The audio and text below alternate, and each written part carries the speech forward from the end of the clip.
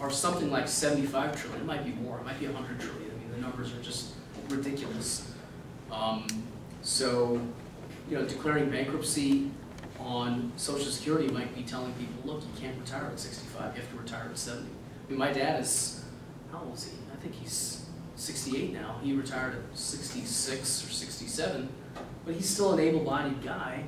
You know, maybe in theory the government's going to have to tell him you can't retire at 65 or 66. You have to retire at 70. You know, and for future retirees, we're going to tie the age of retirement to increases in life expectancy.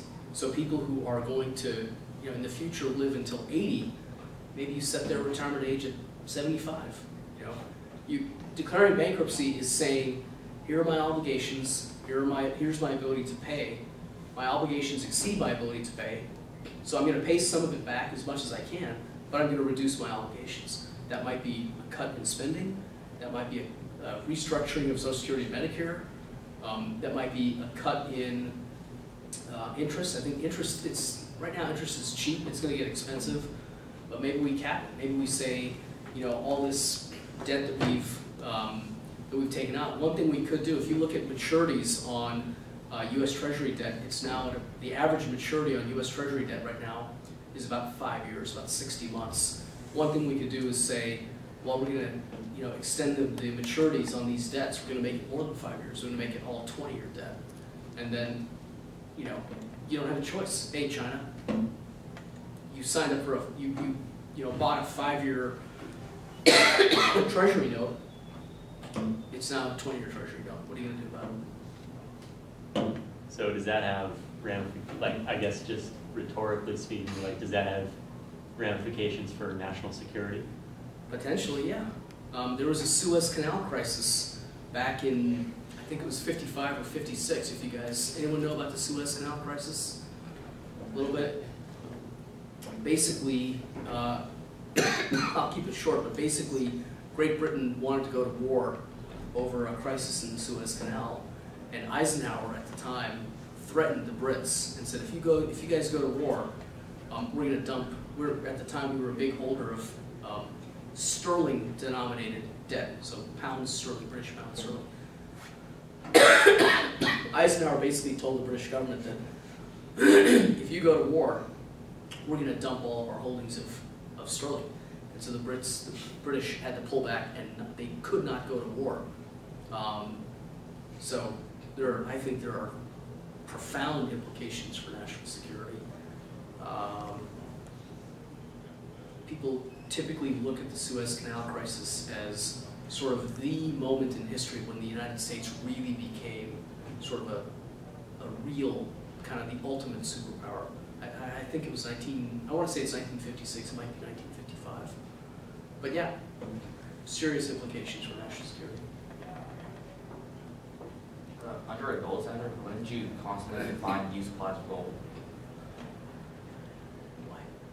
So like if the economy grows, would you have to increase the amount of currency, or could the currency stay fixed for like ever? The currency could stay fixed. The currency would gain in purchasing power. I mean, in theory, that's what you want, right?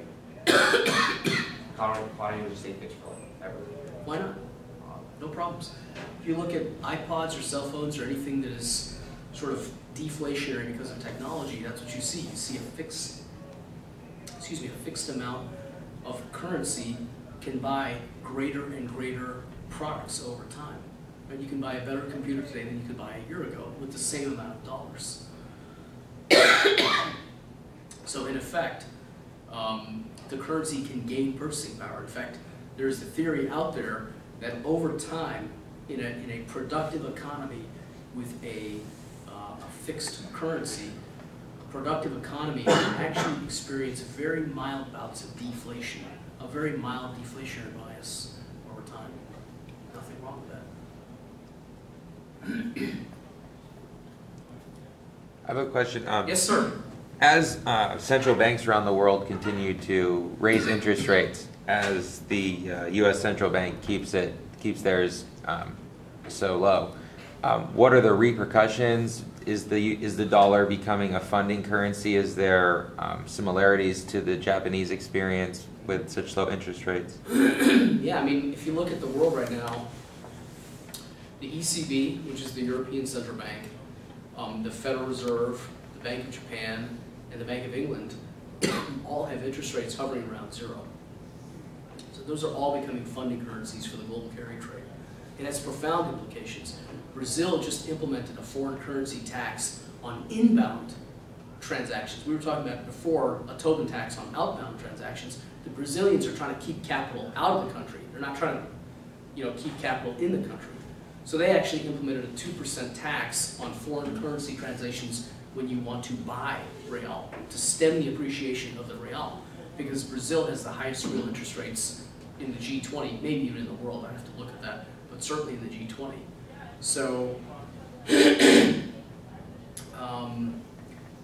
emerging markets around the world, and some developed but also some emerging markets, are experiencing capital flows from the developed world, from the old world, the West primarily, because there's 0% interest rates here in Europe and England and Japan, and there are positive real interest rates in places like Brazil. So you are seeing that.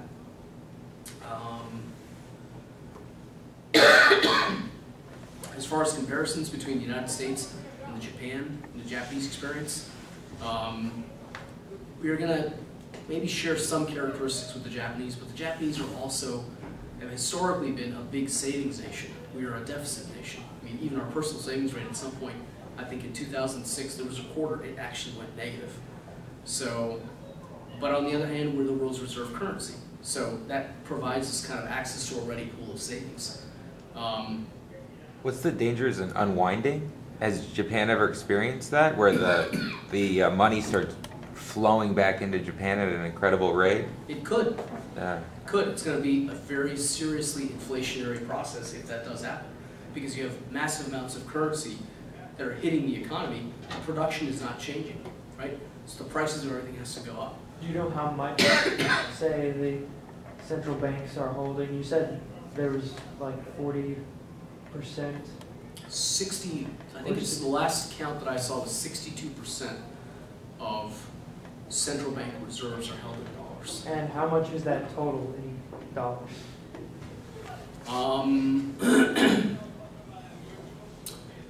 The net, so I think what you're asking is there's a statistic out there called the net international investment position of the United States, which measures how much the United States owns abroad and how much foreigners own in the United States. I don't have the absolute number, but I think the net, so the difference between what we own abroad and what foreigners own in the United States, I want to say is something like $8 trillion. So I'm not sure what that means, but like if we lose reserve status and money starts flowing into the country, do you know what total amount is likely to flow back into the U.S.? Could be several $1 trillion. And what's worse is that once that money starts coming back into the economy, what happens is not just the money itself, but also the velocity of money starts to speed up. So if money starts flowing back into the economy and prices start rising, then people who are holding cash all of a sudden want to get rid of that cash. And so, if I go out and I buy something in an attempt to retain my value, like food, then the grocer is going to now have $1. They're going to go out and they're going to buy something else that will hold its value. And then whoever gets that $1 will attempt to hold its value. And so the velocity of money starts increasing. And that, more than anything, causes the inflation. It's not just the raw amount of money. Let's say it's $5 trillion. It's not just the $5 trillion that causes the inflation. It's the $5 trillion multiplied by how many times it spins in the economy that really can cause a spike in inflation. Yeah, but I'm assuming that kind of velocity would could be kick-started by a change in perception, but, right. But Change in that inflation change in perception could be kick-started by an influx. And Absolutely. If it's dramatic enough, then it could really set That's it what off. the Federal Reserve is trying to do with this QE2. They're actually trying to raise inflation expectations. That's actually what they're trying to do. It's just a giant shell game. Wow. And it's going to be ugly. I just have a question. Yep.